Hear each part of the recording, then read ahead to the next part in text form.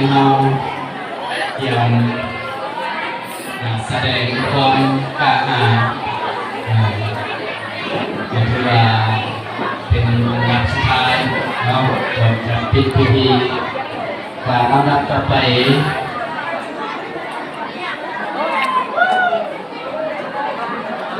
รัตนานิมนต์ทางคณะครูฝึกหัดเนาะได้ดำเนินกิจกรรมถามตอบเป็นลำดับต่อไปของรัตนานิมนต์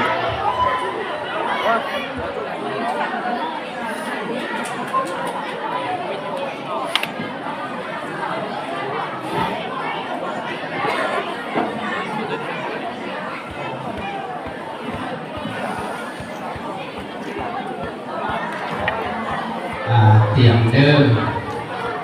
ความรู้ความสามารถเนาะนิมนต์ทางพระอาจารย์กัลยาเนาะกัลยาเพื่อดำเนินพิธี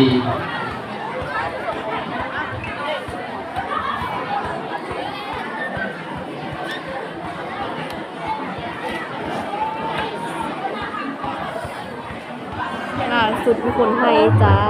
กล้องน้ำผสมกันจะงามกว่าเมื่อแสงขึ้นแสดงความดีบนพื้น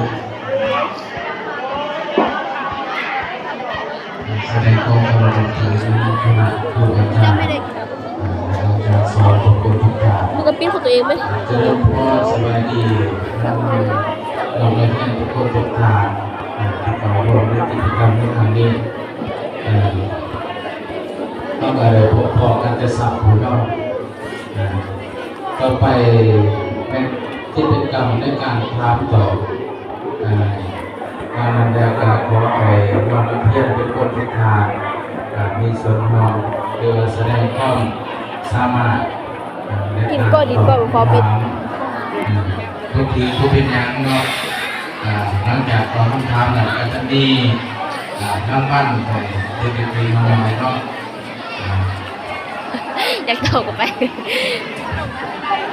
คำถามที่หนึ่งมึงกระเป๋าคือสีขาวมันไทยเกี่ยวเด้อเกี่ยวเด้อเกี่ยวมือต่อการเพี้ยนสวยเขาเป็นแนวไหนการเพี้ยนสวยเขาเป็นคนแนวไหนไปสิต่อยกมือขึ้นเด้อผู้ใดฮะไอ้ไผ่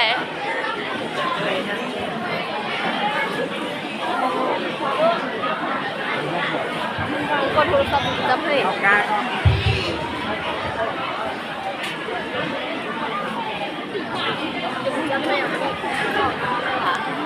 ารเรียนให้เราเป็นคนที่มีอนาคตโดย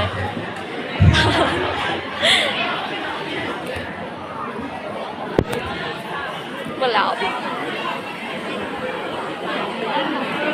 เอายาวๆได้เลยขนาดนั้นยาวๆอ่ะตอบยาวๆตอบเพื่อมูนั่น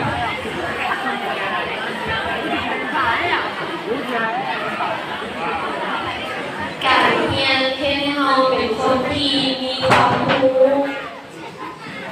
ความสามารถในด้านใดด้านหนึ่งสาธุที่ว่าคือนอกการทำการเรียนสอยเราพัฒนาตนเองมีความรู้ความสามารถ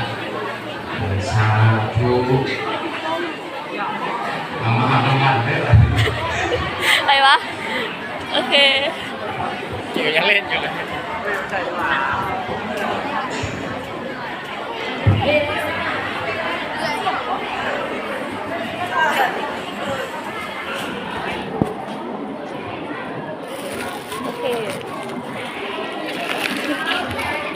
คำถามต่อไป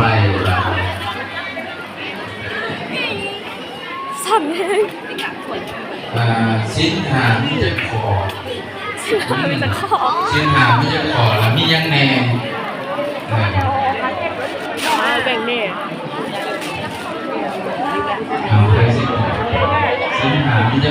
ยังไง